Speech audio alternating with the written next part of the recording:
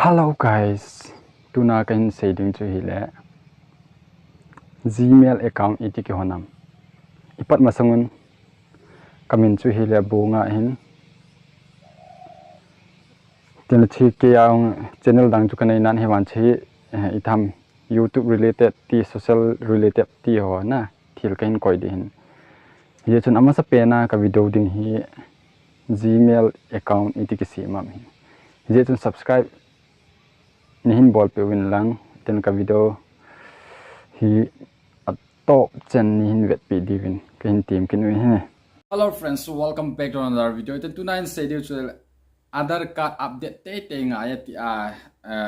government ako na update hung chi na chu ET chen ita ako na hung ki pana ET chen hung hi chu extend hin bol kin wa ET chen ham ti on chu hin se diu hin ten ET update diu ham ti on chu hin se tha diu na hi je chu pula ko na zone ke ne hin ngai pe ne hin vet pe lan channel la than he le lungset and like share subscribe in bol pe diu nong kain tem ki pan masang kamin chu la bonga hin ki pan ka video pula ko na zone ke ne hin ngai pe ne hin vet pe jen ki pa thu ken se na channel la than he lungset and like share subscribe in bol pe diu nong kain tem ve direct panutin